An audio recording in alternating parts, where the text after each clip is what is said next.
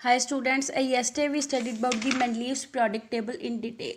So first we do the quick revision of yesterday's topic. तो कल हमने पढ़ा था कि मेंडलीव के periodic table में उसने जो सभी नोन एलिमेंट्स है उसको अरेंज करा था एक टेबल की फॉर्म में, जिसको हम क्या बोलते हैं, periodic table बोलते हैं.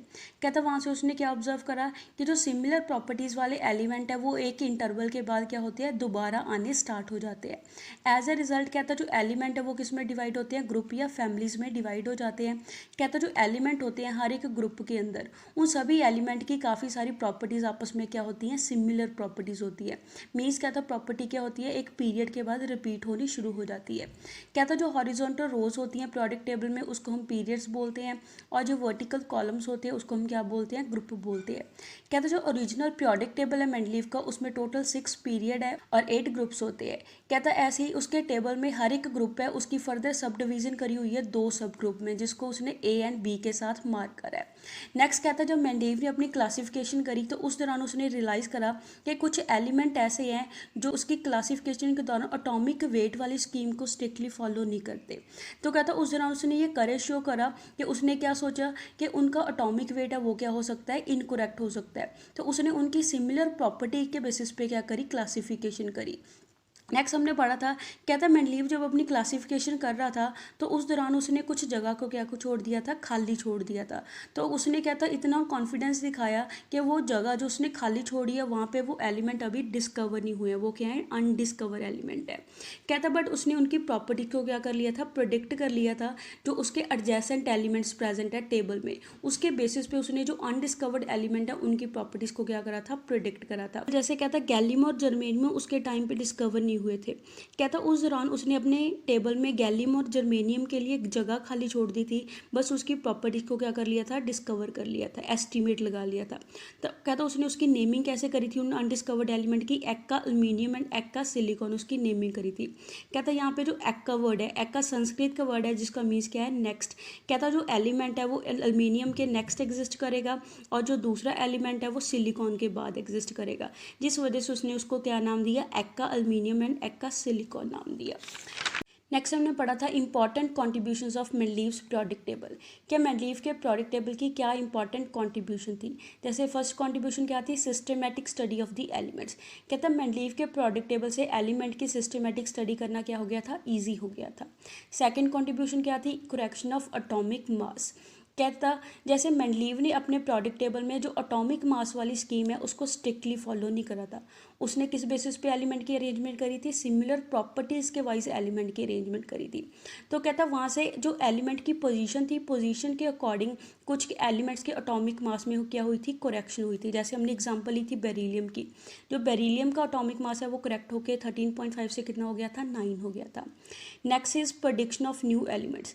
कहता मेंडलीव ने अपने पीरियोडिक टेबल में कुछ नए एलिमेंट के बारे में प्रेडिक्शन करी थी कि वो एलिमेंट क्या होंगे, फ्यूचर में एग्जिस्ट करेंगे. जैसे कहता मेंडलीव के टाइम पे सिर्फ 56 एलिमेंट ही नोन थे. कहता जब उसने उन 56 एलिमेंट को अरेंज करा उस दौरान उसने कुछ गैप छोड़े अपने टेबल में. गैप क्या रिप्रेजेंट करते थे, अनडिस्कवर्ड एलिमेंट को रिप्रेजेंट करते थे. कहता बट मेंडलीव ने उनकी प्रॉपर्टीज़ को क्या कर लिया था, प्रिडिक्ट कर लिया था. जो उसके नेबर वाले एलिमेंट थे वहाँ से उसने उसकी प्रॉपर्टीज़ को प्रिडिक्ट कर लिया था. कहता जब फ्यूचर में वो एलिमेंट डिस्कवर हुए तो उनकी प्रॉपर्टीज़ के साथ मैच करती थी, जो मेंडलीव ने उनकी प्रॉपर्टीज़ को प्रेडिक्ट करा था उसके साथ क्या करती थी, मैच करती थी. नेक्स्ट हमने पढ़ा था defects of Mendeleev's periodic table. कहता मेंडलीव के पीरियोडिक टेबल में कुछ एडवांटेजेस के साथ उसमें कुछ डिफेक्ट भी थे. जैसे फर्स्ट डिफेक्ट क्या था, पोजीशन ऑफ हाइड्रोजन. जैसे कहता हाइड्रोजन है, हाइड्रोजन की कुछ प्रॉपर्टीज़ एल्कली मेटल के साथ भी मैच करती हैं और कुछ प्रॉपर्टीज़ हैलोजन के साथ भी मैच करती है. तो कहता उसने हाइड्रोजन की पोजीशन को एग्जैक्टली एक्सप्लेन करा था कि वो फर्स्ट ग्रुप एल्कली मेटल के साथ आएगा जो ग्रुप 7 हैलोजेंस के साथ आएगा. Second is anomalous pair. कहता है मेंडलीव के पीरियोडिक टेबल में कुछ क्या थे, अनोमलस पेयर्स थे. जैसे जिसका एटॉमिक मास कम था वो बाद में आता था और जिसका एटॉमिक मास ज़्यादा था वो क्या आता था, पहले आता था. जैसे हमने एग्जांपल ली थी आर्गन की. आर्गन का एटॉमिक मास कितना होता है, 39.9 होता है. ऐसे पोटाशियम का एटॉमिक मास कितना होता है, 39.1 होता है. कहता 39.9 वाला पहले आता था और पोटाशियम जिसका एटॉमिक मास 39.1 है वो क्या आता था, बाद में आता था। नेक्स्ट उसने पोजीशन को एक्सप्लेन नहीं करा था कि जो लैंथेनाइड और एक्टानाइड के अंदर 14 एलिमेंट है वो उनकी जो सेपरेट पोजीशन है उसने अपने टेबल में नहीं दी थी। Next is position of isotopes. कहता है आइसोटोप्स क्या होते हैं, सेम एलिमेंट के एटम होते हैं जिसका सेम एटॉमिक नंबर होता है बट मास नंबर क्या होता है, डिफरेंट होता है। जैसा कहता है मेंडलीव की क्लासिफिकेशन है वो किसके अकॉर्डिंग थी, एटॉमिक मास के अकॉर्डिंग थी। तो कहता है एटॉमिक मास के वाइज जो आइसोटोप है उसकी पोजीशन क्या होनी चाहिए थी, डिफरेंट पोजीशन आनी चाहिए थी। तो कहता है उसने ये एक्सप्लेन नहीं करा था कि जो आइसोटोप है वो उस सेम पोजीशन पे ही आएंगे या उनको हर एटॉमिक मास के वाइज डिफरेंट पोजीशन है वो प्रोडक्ट टेबल में मिलेगी।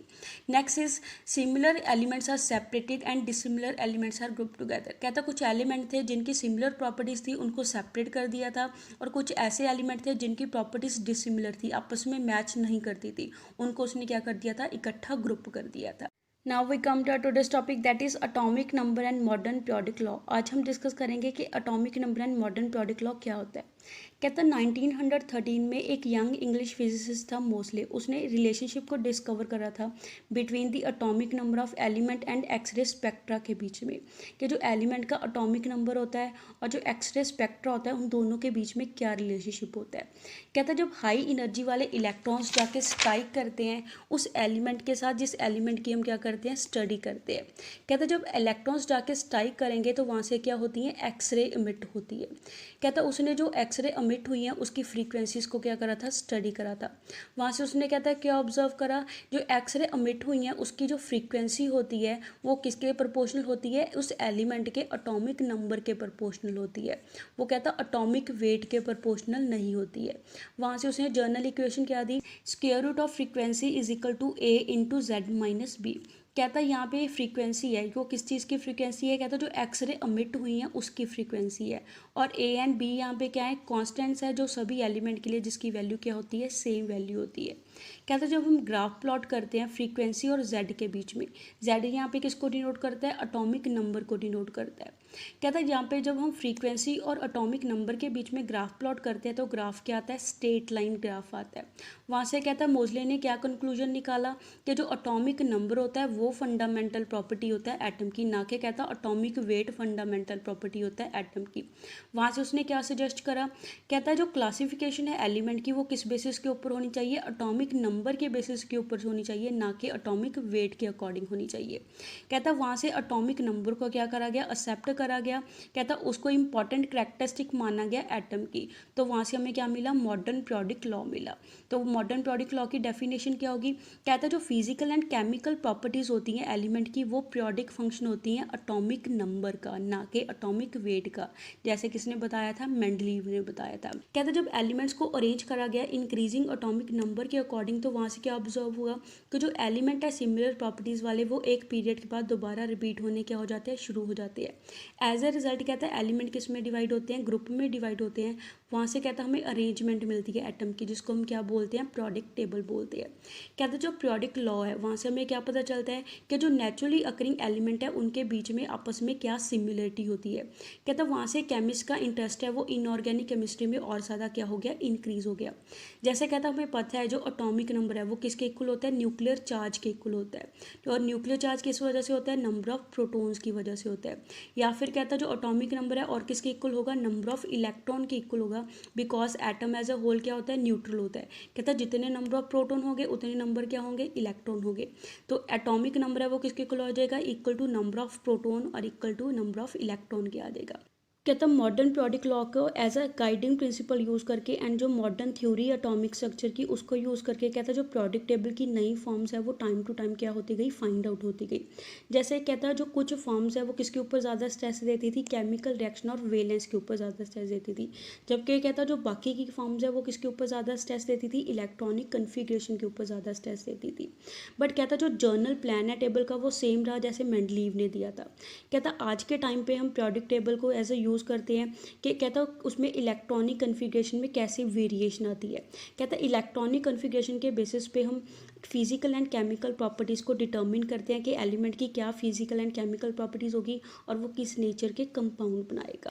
Next is electronic configuration of the elements in the periodic table. कहता जो इलेक्ट्रॉनिक कन्फिग्रेशन है एलिमेंट्स की प्रोडक्ट टेबल में वो कैसे करी गई है। कहता जो ग्राउंड स्टेट होती है इलेक्ट्रॉनिक कन्फिग्रेशन की वो सभी एलिमेंट के लिए हमें टेबल में शो करी हुई है। कहता सिंप्लिसिटी के लिए हम इलेक्ट्रॉनिक कन्फिग्रेशन को कैसे लिखते हैं। कहता जैसे हम नोबल गैस को पहले लिख लेते हैं बिकॉज नोबल गैस के तक क्या होती है इलेक्ट्रॉनिक कन्फिग्रेशन फुली फिल्ड होती है। उसके बाद कहता हम क्या लिखते हैं जो आउटर मोस्ट शेल वाले इलेक्ट्रॉन है उसको इलेक्ट्रॉनिक कन्फिग्रेशन को ओपन अप करके लिख देते हैं। जैसे हम टेबल से करेंगे, टेबल में हमें क्या शो हो रहा है। कहता जो इलेक्ट्रॉनिक कन्फिग्रेशन है कुछ एलिमेंट की हमें गिवन दी हुई है। जैसे फर्स्ट है पीरियड के एलिमेंट की गिवन दी है। फर्स्ट पीरियड के अंदर कौन कौन से एलिमेंट आते हैं, हाइड्रोजन और हीलियम आते हैं। कहता हाइड्रोजन में 1 नंबर ऑफ इलेक्ट्रॉन प्रेजेंट होता है तो उसकी इलेक्ट्रॉनिक कन्फिग्रेशन कितनी होगी 1s1। ऐसे हीलियम का अटोमिक नंबर 2 है तो उसमें नंबर ऑफ इलेक्ट्रॉन 2 हो गए तो उसकी इलेक्ट्रॉनिक कन्फिग्रेशन कितनी होगी 1s2। कहता उसके बाद जो थर्ड एलिमेंट है वो सेकंड पीरियड के अंडर आता है दैट इज लिथियम जिसका अटोमिक नंबर कितना है 3। कहता वहाँ पे जब हम लिथियम की इलेक्ट्रॉनिक कन्फिग्रेशन लिखेंगे उसके जो नियरेस्ट नोबल गैस है उसको पहले लिख लेंगे, उसके बाद जो आउटरमोस्ट वाली इलेक्ट्रॉनिक कन्फिग्रेशन है उसको लिखेंगे।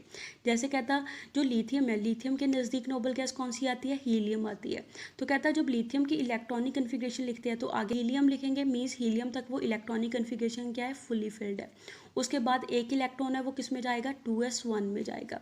ऐसे बेरिलियम की इलेक्ट्रॉनिक कन्फिग्रेशन क्या आ जाएगी, हीलियम के बाद कितना आ जाएंगे इलेक्ट्रॉन 2s2 आ जाएगी। ऐसी बोरोन की इलेक्ट्रॉनिक कन्फिग्रेशन कितनी आ जाएगी 2s2 2p1। कहता है ये जो इलेक्ट्रॉनिक कन्फिग्रेशन हमें गिवन दी हुई है वो किसके लिए गिवन दी है, सिर्फ आउटर मोस्ट शेल वाली इलेक्ट्रॉनिक कन्फिग्रेशन गिवन दी है। उसके पहले क्या आएगी, सबके आगे नोबल गैस आ जाती है। ऐसी पीरियड थर्ड में जो नियरेस्ट नोबल गैस है वो कौन सी होती है, नियॉन।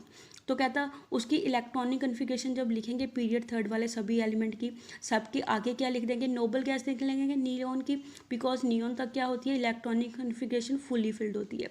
उसके बाद हम क्या लिखते हैं जो आउटर मोस्ट शेल वाले इलेक्ट्रॉन है उसकी इलेक्ट्रॉनिक कन्फिग्रेशन लिखते हैं। वहाँ से कहता है हमें सिंप्लिसिटी के लिए एक सीक्वेंस बन जाता है जहाँ से हम इलेक्ट्रॉनिक कन्फिग्रेशन को क्या रख सकते हैं, आसानी से याद रख सकते हैं। एंड सो ऑन बाकी के एलिमेंट की भी हम ऐसी इलेक्ट्रॉनिक कन्फिग्रेशन है वो लिख लेते हैं। नेक्स्ट टॉपिक को हम नेक्स्ट वीडियो में कंटिन्यू करेंगे।